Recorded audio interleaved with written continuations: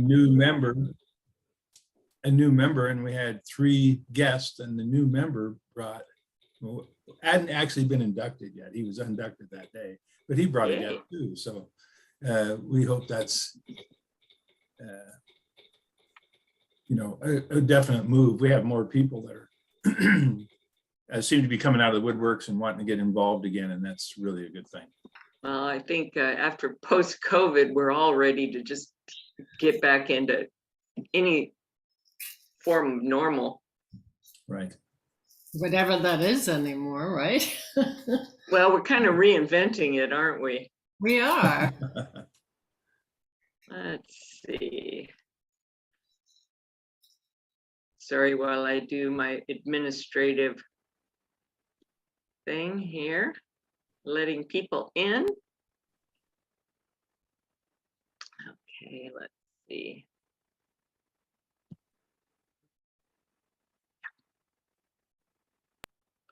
Okay.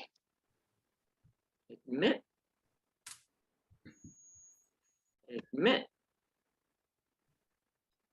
See, Steve, Yeah. they all come scooting in. Steve was 6 minutes early and he thought it was just going to be a 2-person meeting. I went, oh, you silly person. Point you, Steve. Well, it was going to be a meeting with Steve and Rotary, you know, so Yeah, whoever that is. Yeah. yeah. No. Let's see. Chat. What's the chat say? I think that was probably Technical difficulties. Okay. That was Bev. Yeah. Okay. Take that off. And Bev's trying to come back in.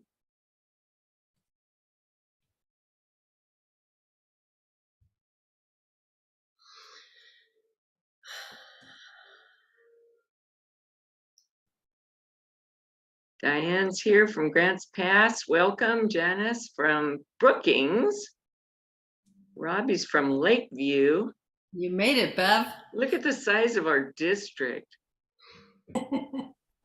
Pretty cool. Jill's from Jacksonville, Applegate. Mimi's from Medford. Steve's from a real club in Madras. A real, oh, so he's got the only real club, huh? Yeah. Well, I accused him of being a virtual club. Yeah. He denied it. And by the way, Christine, my name is Janice. Janice, thank you. Sorry. Oh, do not apologize. Oh, but I'm going to because, My whole life. yeah, I bet. And feel free to correct me because I don't make any pretense of being correct. Or perfect. Looks like Patty made it. Bev, it looks like you made it this time, huh? Yay. Are you all going to be at the club training assembly? You know, I have a question about that. For some reason, I have it on my calendar for the 22nd. No, it's the 29th. The 29th. Why do I have it Friday on the 29th is the training assembly in Corvallis, and the 30th, let me make sure I'm saying the right because I don't want to be incorrect again. No, Yes. that's right. And the 30th is the celebration, the kind of the year-end celebration, or what that used to be called that. And we're doing it live and in person. And the membership, I've been tasked with giving a membership program called Membership Success, whatever that means, right? And we'll talk about that. I thought I would just do a live forum for those of us that can be there in person. That would be so cool. So if you're there. What? It's not a hybrid session anyway, is it? No, but I imagine they'll record it. Oh, yeah, yeah. But I hope to be able to meet some of you live and in person. Jill, are you coming up? We were planning on it and we could not find a place close Oh, to campus. And I know you have a B&B. I'm but- 20 miles out of town. Well, then that's the problem. I was talking to the DG and he said that they had reserved some rooms in Albany. But we found out that that weekend is Parents' Weekend at OSU.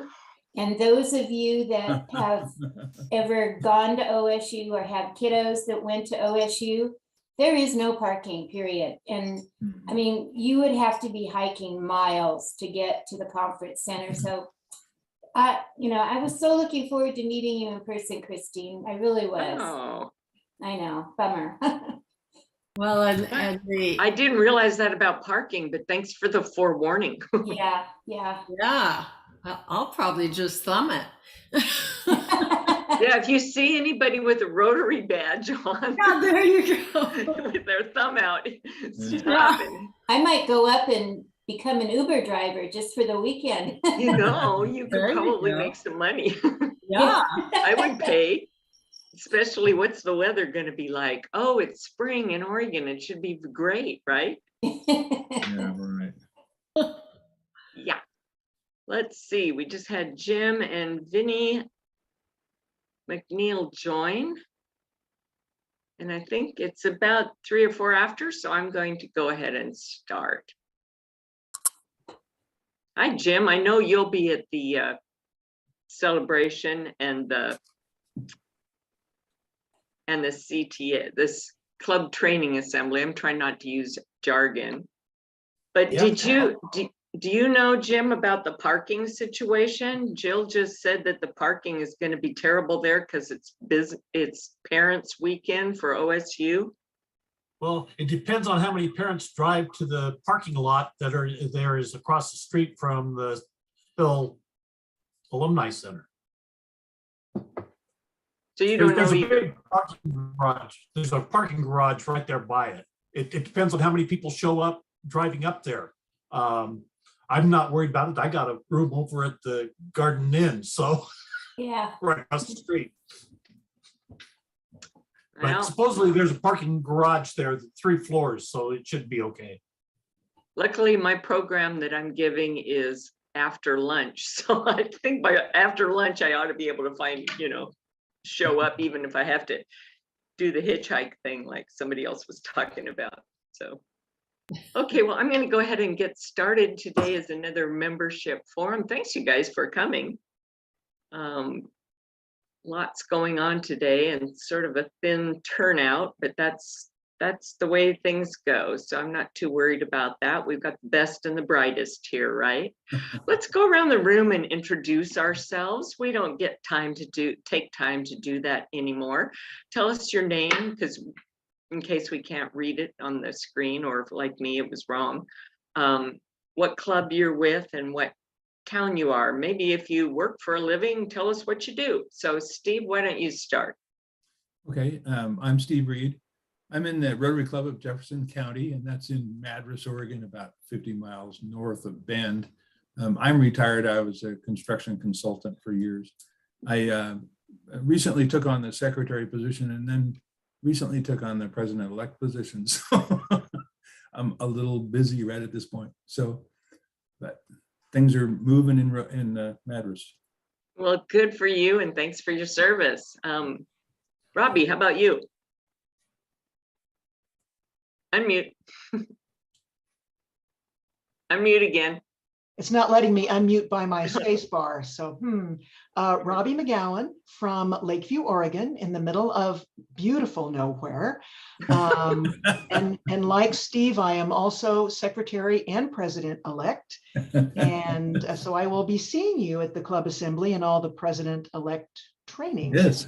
Going to All be right. there.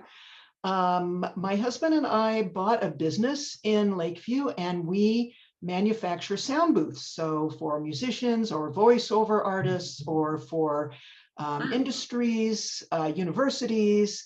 So that's what we do. Well, thank you for that. Interesting line of work. Mimi, unmute. Okay, hi everyone. I'm Mimi Tenold. I'm the president of our Rotary Club, and that's Roseburg, Oregon. And I'm retired, and I will see you at the conference. Okay, thank you. Janice, if you can unmute. My name is Janice Payne, and thank goodness I'm not the secretary and only the president-elect. And I will see you all at the training too. I am also retired. I was a drug and alcohol counselor for the mentally ill. It was a dual diagnosis program, and I don't do that anymore, but I'm very active in my community here in Brookings. Thank you. Diane. Hello, everybody. Well, it sounds like I have something in common with several of you in that I can't decide what I want to do when I grow up. So I'm a retired Navy captain. I came home in 2011 and was the public health director for 6 years in my county. And now I'm at Road Community College as the director for workforce training and continuing ed. And I'm a president-elect and was interested in this session because it's a lot to take in pretty quickly. Well, thanks for being here, Diane. It's really nice to know you. Mitch. Unmute.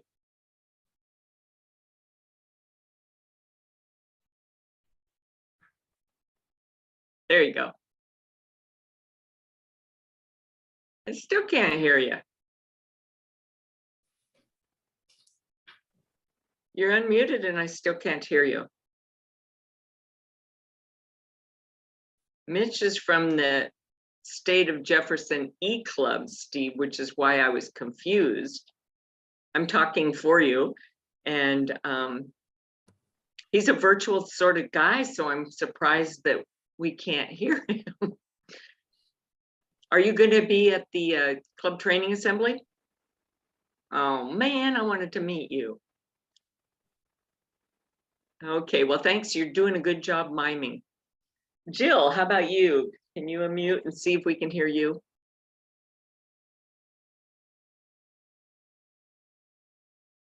There we go. Good morning, everybody. I'm Jill Tompkins from Jacksonville, Applegate.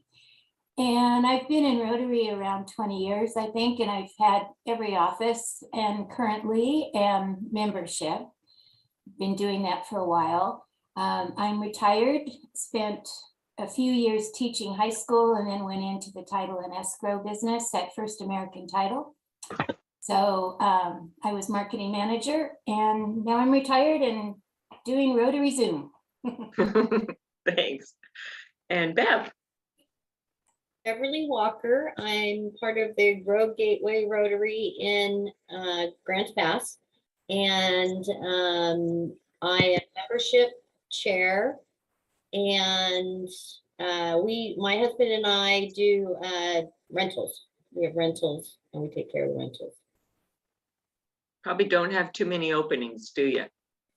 We only have one right now. We have like, I think 16 units in one opening, but it's probably gone already. Yeah. Yeah. They don't Thank know you. these right now. Yeah. Thank you, Patty. Good morning. I am Patty Schultz and I am from the Springfield Rotary Club. I am currently the membership chair, just today, just elected as the new treasurer of our club. And I am a bank branch manager for Citizens Bank in Springfield, Oregon. Wow, great. Thank you and welcome. And how about Patty Scott? Good morning, everyone. Patty Scott. I'm in Coos Bay, Oregon, the Coos Bay North Bend Rotary Club celebrating 100 years. This year, the membership chair, been the membership chair for about 5 or 6 years because no one else will do it. And I'm on the board. I've been on the board for about 10 years and just got re-elected. I also chair the Gift of Literacy program that we do with the other Rotary clubs in Coos County. And when I'm not doing all that, I am the president at Southwestern Oregon Community College, which is Coos and Curry and Western Douglas counties is our district. Keeps you on your toes. Lots of plates to spin. Thanks for being here. Vinny, can you hear me? Are you willing to tell us who you are?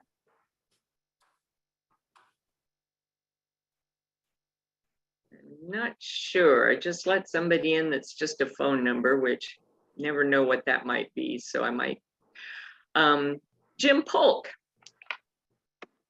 Hi, everybody. I'm Jim. I'm the district treasurer currently. I'm will be the GM. I'll be the DG for 23-24. I'm with the Rotary Club of Illinois Valley in Cave Junction, Oregon. We chartered the club in 2007. Done just about everything in the club, been an AG once, and I'll be doing the treasurer training at 10 o'clock, and I'll be joining the PE session at 11 for the budget process, or I guess treasurer's at 2.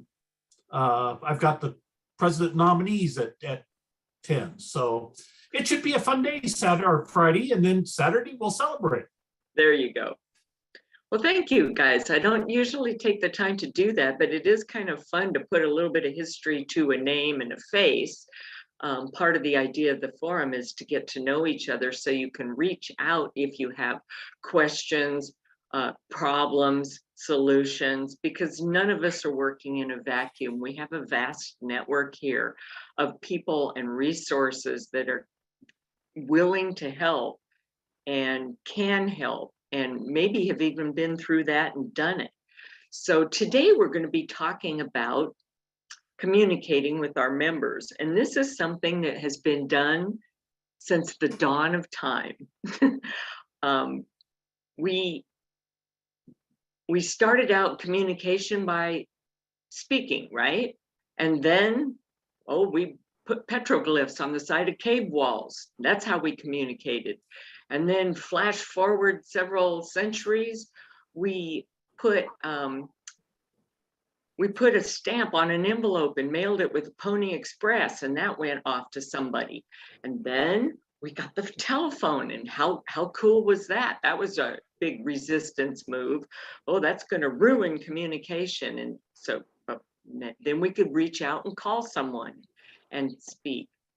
Then we started doing things like emails, where we could do blast emails and email more than just one person. And pretty soon we're emailing all of our members. And just because we email all of our members, does that mean that they are all reading our emails? No, that's the problem there. Let's see, I'm going to get this slideshow, and I just have a very few slides to show you. But how many of you get emails? A lot of emails. How many of you get too many emails? Amen. How many of you read every single word in all your emails? I don't even read every single email. You know what? All those valuable emails we send to our members, they don't read them either. They get lost. They get lost in the shuffle of all the mail that comes. Yep. We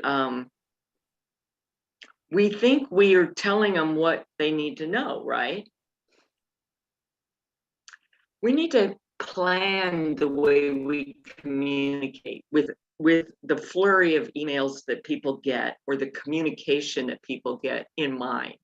Why are we communicating with them? Is there a specific message we're trying to send to them? Now, how many of you have seen an email that goes on and on and on? You have to scroll through it like Gone with the Wind. You know what I mean? It's pages long. And if you read the first paragraph, that's pretty good, right? But how many of you read all the way to the end? Therein lies the problem. So what are we communicating in each one of our communications, and how do we do it? Sometimes we still communicate live, just like the old cavemen did in the in our meetings. Used to be back in the day when we had real meetings and when attendance was 90%, that a verbal communication in the form of an announcement would be great. And that's where a lot of our members got information. Email has pretty much replaced that, although we do verbal announcements in our clubs, we're not reaching the vast majority of our membership, because what percentage of membership shows up at your weekly meetings? Anybody want to throw out a number? Well, you have to unmute. Yeah, about 45. And I was thinking half. On a good day, we get 60%. That is a good day. A lot of clubs say 35%. Wow. So you're not really reaching your membership when you're communicating verbally. So email is the best next alternative. But how do we do it? When do we do it? And who does it? Sometimes in our club, we have a newsletter that is award-winning. In fact, it won the district newsletter award last year. It's 13 pages long and it's sent as an attachment to an email. So now you got to get the email, you got to open the email, you got to click on the attachment to read this 13 pages. You going to do that? Nobody wants to say no, but I can tell you, our readership is really slim. They might look at the first page where the programs are, but a lot of it is boilerplate. And then they skip through a few pages of boilerplate to get to the part where there's events coming up or fundraisers or something that they really care about. And then there's about 7 more pages of boilerplate. So we've come to a time now after 20 years of the same formatted e-newsletter that it's time to, that person's retiring and we're reinventing our plan. How do we want to, oh, and I'm, by the way, I'm Chris Waugh. You can call me Chris. I'm from Eugene Southtown Rotary, past president there, past president from the Newport Club, and I'm the district membership, what? Chair. Yes, thanks. I can't remember what I'm called. So when I say R, I mean Eugene Southtown. So we started thinking, what do we need to do to get our emails read, to get this communication that we really want to tell people read? Well, the first thing is we got to respect their time. Brevity is really, really important. In fact, I kind of liked the Twitter metaphor of 140 words. It's really constraining, but Twitter has been popular for a reason. The attention span of people is tell me what I need to know and tell it to me quick, because I'm not going to read through all your prose. And some of the emails you probably get that you don't read are written by people that think they're writing really well. You know, oh, everybody's going to love my turn of phrase here. Well, no, they don't have time for your turn of phrase. The other thing is, what are we telling them? Do we tell them what we want them to know or what they want to know? We've got to hook them with what they care about, and we're not always good about that. Even when I was first on the membership committee, and that membership training was all about, here's what they need to know.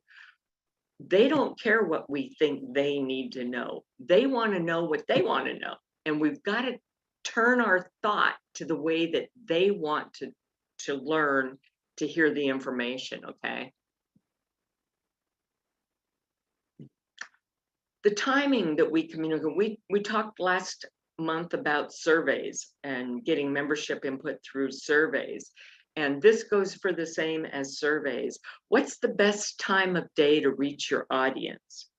What's the best day to reach your audience? And how does that connect to the topic? So let's say I think Mondays and Fridays are a bad time to email people. Because Monday, what are you doing? You're catching up from a weekend and it's Monday, right? Friday, forget it. I'm getting ready to leave for the weekend. So don't talk to me on Friday. I'm trying to wrap up my work week so I can get out of here.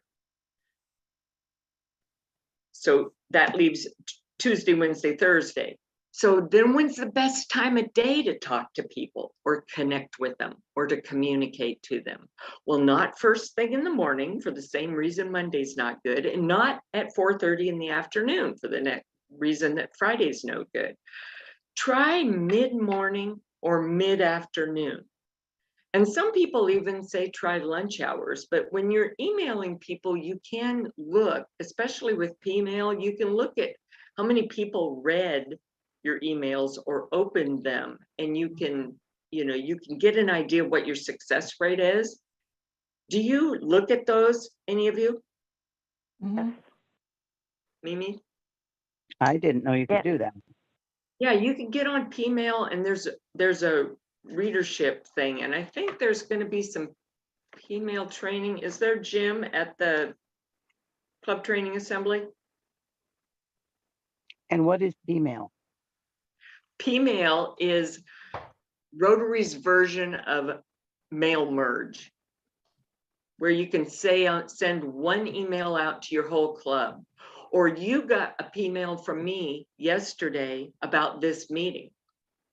I sent that out on Pmail. I said I wanted this email to go to all club presidents, all club president-elects, and all club membership committees, chairs.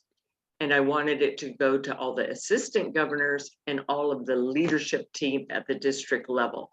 So I kind of wiped through it, and then everybody gets a nice personal little, dear Mimi, like I'm really thinking specifically of you, right? But there were about 200 people on that email chain.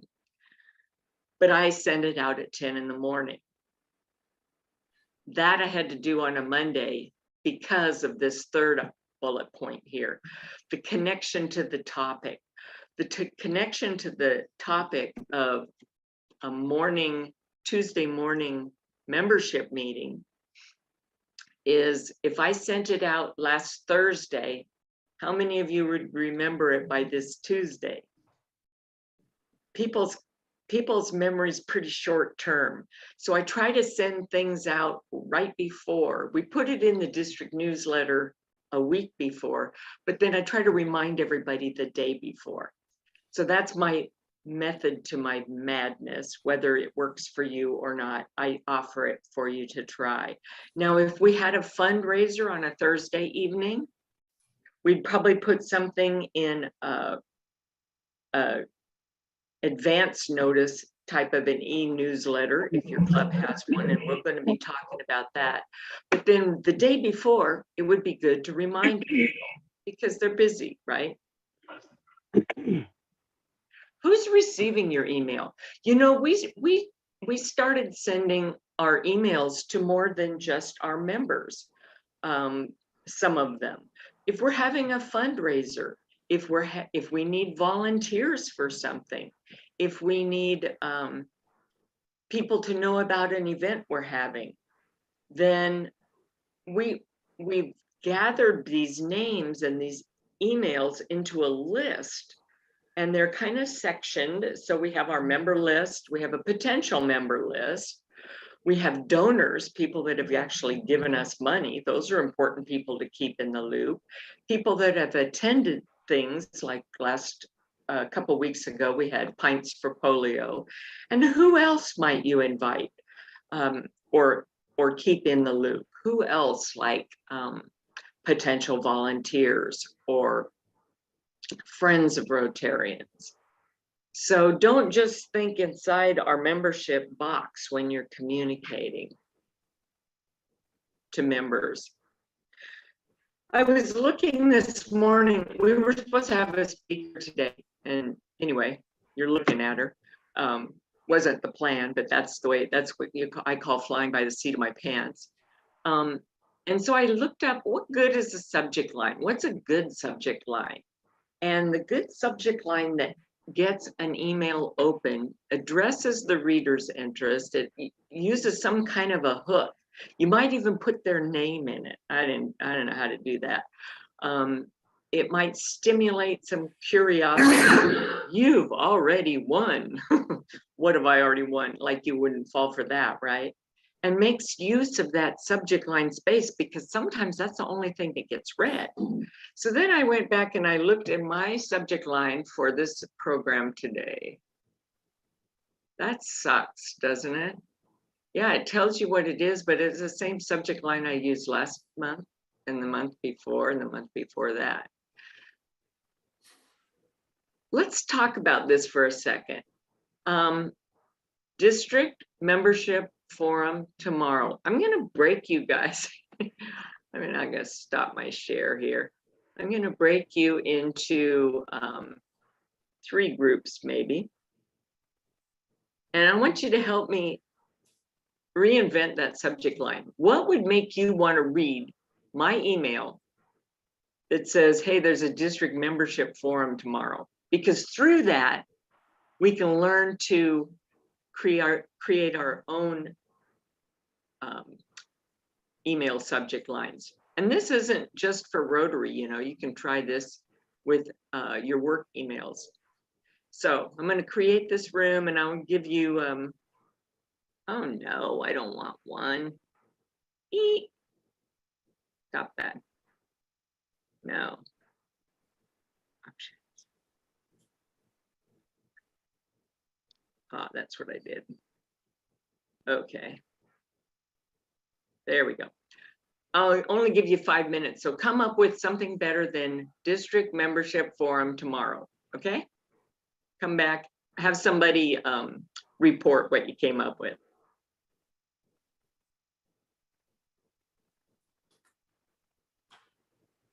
You should be invited to join. You invited, Steve? There you go.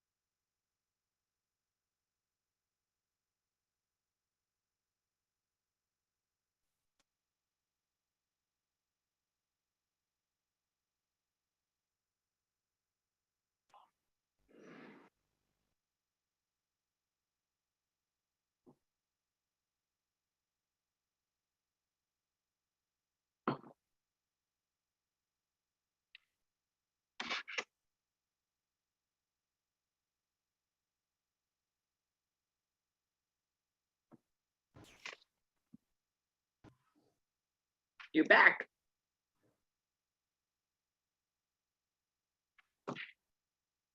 We're back, You're back. whether you want us or not. I want you. You're taking time out of your busy day, which I appreciate. And Lakeview, I've got to tell you my Lakeview story. I was in a hurry to get down there and visit somebody, and an elderly woman who likes things to be on time, you know, on schedule. And I was held up by somebody with all their cows crossing the road. It's like, oh, we don't need stoplights. We have cows. Yeah. Yeah. Welcome to Lakeview. Yeah. But it was cool. It was just like a flashback into another era, you know. Yep. And that was business and a working day for these people that were moving cows from point A to point B. Mhm.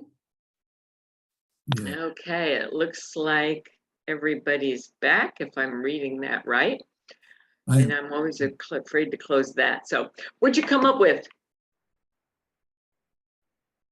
Well, I guess I can start. Okay, and then Bev, you'll be next. Some, one of them liked your topic because it was the same topic every time. She knew what it was about and she knew it was from you. So that works. When I send out emails, if I need an RSVP, I always put that in the subject line, RSVP needed, and they know they have to respond to something. When Vinnie puts something out, she puts, the date of the meeting and some important information in the subject line. So even if they don't read the rest of the email, they've got the gist of when the next email is. Good deal. Thank you. And the only other thing to come up with a difference for your subject line is for people who've already RSVP'd, looking forward to seeing you on Tuesday. That's the reminder. Yeah.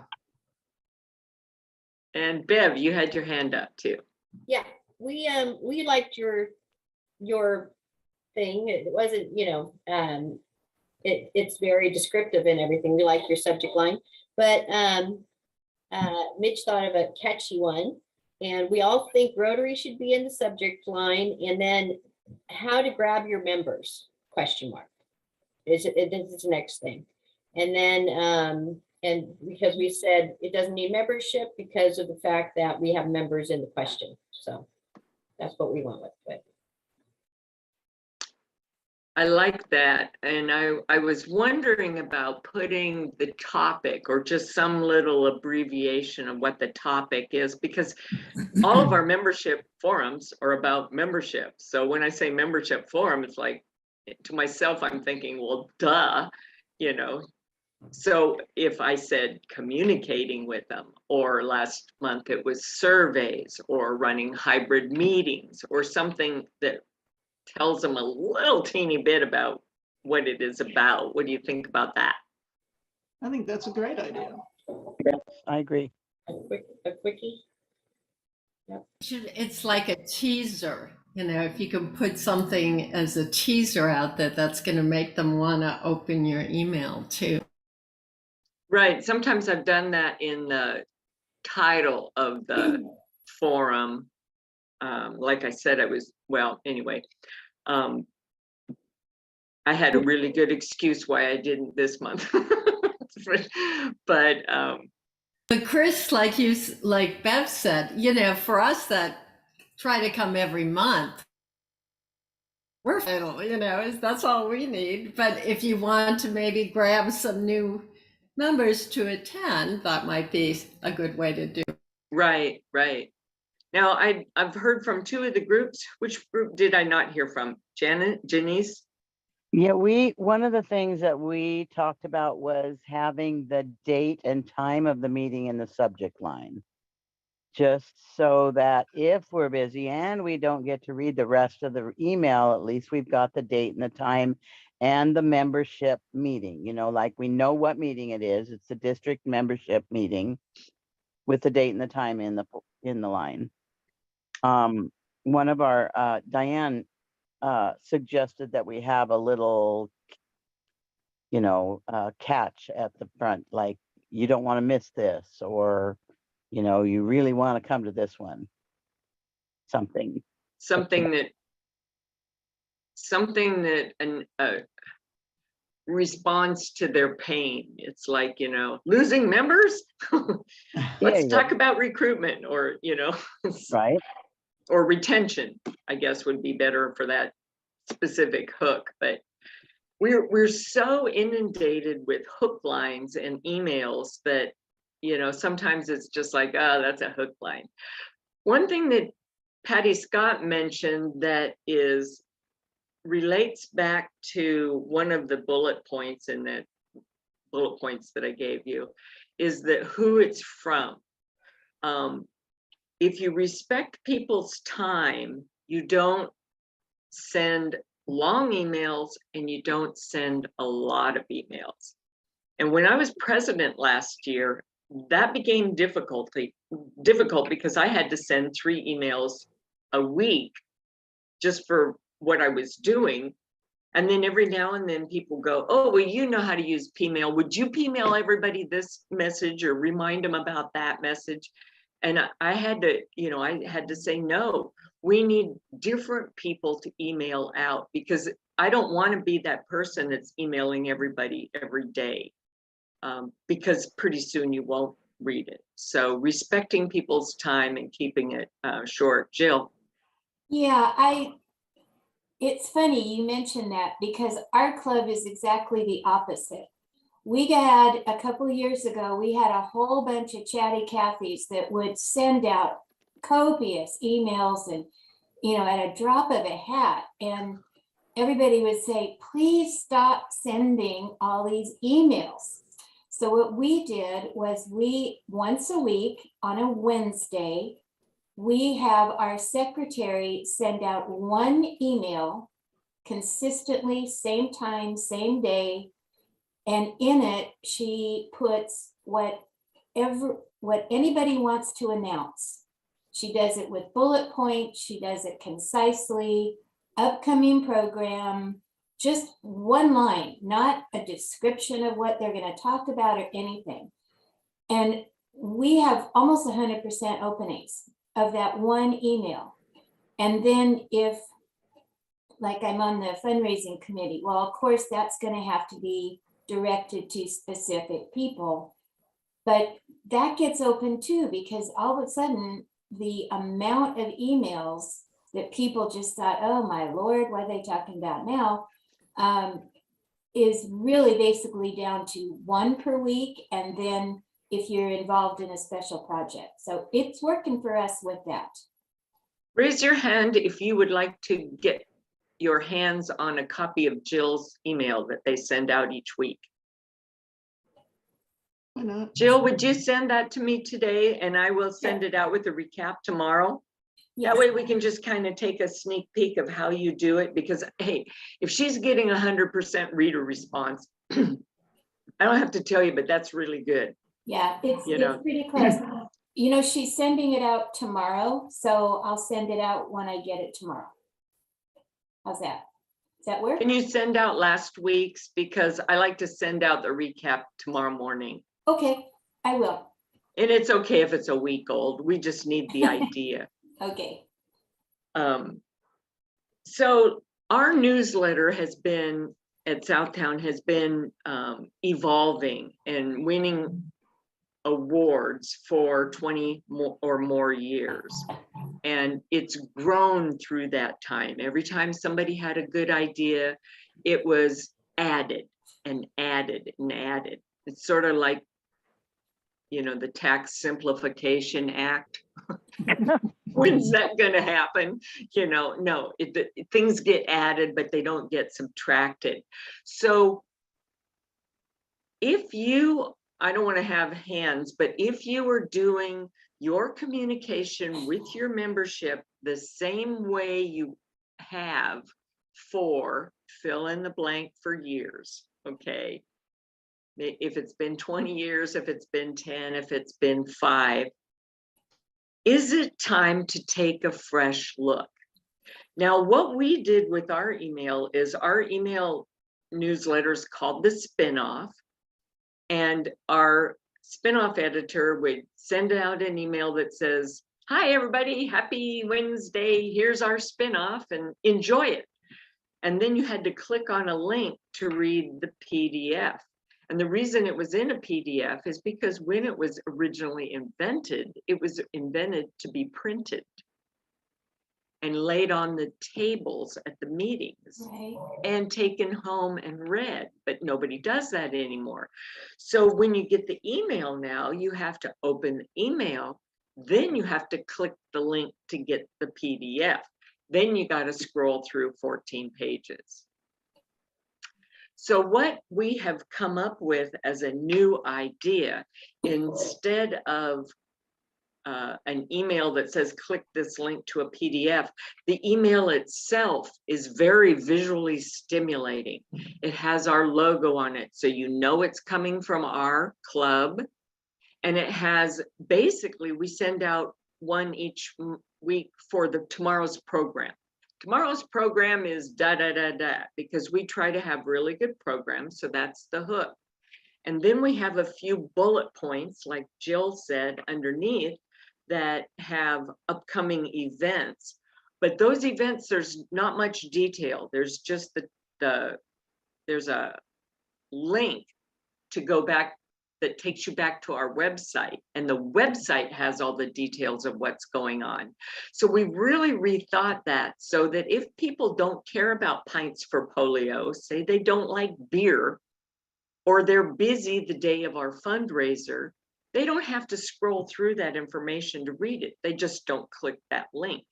But they still always get that touch from us each week about here's what the program is, so they have that connection. Or volunteers needed for the hospital project, or for the food box project, or whatever your projects are. You know, you can just put little links in there that take them to more information. And I think that's a little bit more respectful of the time. But let's talk about some other ideas that you might have besides. Jill's works really well, but how else can you communicate with your members? What successes have you seen? I'll break you up. I'll break you into groups if I have to. So coming into my, being president, one of the things that we have not done is we have about half or 45% something of the people showing, but there has been no letters at all. And so we've basically lost communication with half of our members. And so I want to send out a survey, because I want to know what are we not doing? I mean, what could we do that would move them to a point where they just couldn't miss that meeting? So that's kind of the first thing. And then there's a lot of things in clubs that 10% do all the work, and the other 90% it's a lunch club. And so I'm going to start what I call the ask. And so I'm going to ask people to be involved in specific things, and I'm going to communicate with them individually. If they can't do it, all I have to do is say no. But I don't ever want them to say I wasn't asked. And then I'm going to restructure our projects. Our projects have been going for a long time, and usually one person takes care of it all. And then they get burned out and somebody has to reinvent the wheel. We need more people involved in the projects, and that's part of the ask. And then firing up Facebook again, because I want to not only reach and have that information available for our members, but also for the community. When we have speakers come in, we would invite the community and hopefully gain some members through that too. That's my plan. Those sound really good. And you brought up something that I glossed right over, and that's our social media page. And especially when we're talking about the younger audience, and even us, if you're a grandparent, you probably keep track of the grandkids on Facebook. How many of your clubs have a social media page? Oh, almost all of them. How many of them have a website? How many of you have a website? Mm, eh. Okay, Robbie's given it the social media pages are a lot easier, seems to be, to keep up and to keep current. But you really want to make sure that your about page is current, so that people that log on for the first time that don't know anything about you or Rotary or what your projects are, you can give them that quick idea. Contact information is really an important thing too, because when you're communicating with your members on social media or on the website, you're not just communicating with your members. You're communicating with people that just might have found you some way, and they might be interested in, well, what is Rotary? They might think of Mazda cars, you know. No, the Rotary engine, no, that's not Rotary. What is it? Is it an old boys lunch club? What is it? You know, we assume people know, they don't know. So we really have to gear even our own members. We were talking at a district meeting recently about the CTE, and somebody at the district level said, well, what's the CTE? And the CTE is the Club Training Assembly. Well, we thought everybody should know that. Well, how many acronyms do you know? Patty, do you have a few in the community college world? Yeah, and CTE is totally something different. It's called Oh, it Career used to be the Technical DT. Education. Oh, I thought it okay. was CTA. Is CTE and CTA different things? You're right, it is A. Oh, See, okay. I even screwed it up. And it used to be the DTA, which was the District Training Assembly. And then somebody in the marketing department decided, oh, we should call it the Club Training Assembly, not the District Training Assembly. And if you notice, a lot of big corporations, or they'll have marketing departments come up with these new ideas that are going to fix everything, but they just add more confusion. So the best way to deal with acronyms is what? Say the words. Say the words. Are we really so pressed for time that we can't say Club Training Assembly? And even at that, who knows what it is? Well, it's a little more descriptive than CTE Yeah, especially when E is wrong. or CTA. Yeah, Yeah. I remembered it. But and then the other thing that they found out with the CTA is that a lot of people think that that's only important to go to if you're a district officer or a district chair or at least a club president. Well, no, it's important to go to if you're just interested in Rotary. If you just want to know more about what does the secretary do, or what does the president-elect do. So our communication, we think of with our members, but it applies to how we communicate within ourselves, because if you use jargon, you're going to use it out there. So how do we communicate within ourselves? How do we communicate to our members? And how do we communicate to the world? Where do we draw the line? Where's the line in communication? It's all got to be easy to understand, succinct, because people are busy, and targeted. So we're not telling them everything we want them to know, but everything they want to know. What are you trying to tell me right now? You got 2 seconds of my time. I'll pay attention for that long, and then I'm off to my other 27 emails in my email folder. You know, your inbox, if it looks like mine or anybody else's, is ridiculous. And Steve, you'll be getting lots of emails now that you're going to go into the president. Oh, wait, you get them from Rotary International, you get them from the district, and of course you've got your club emails, and that's just in Rotary. You know, forget the rest of your world. So let's go around the room and sum up what you might do differently? What's your take home from today that you might do differently when you go back to your club? Who would offer to start? And then I'll go around the room. Thank you, Robbie. Okay, well, I was just about to put my hand up anyway. Oh, I knew that. Yeah. Well, I think we do pretty well with one email a week with bullet points and our program on it.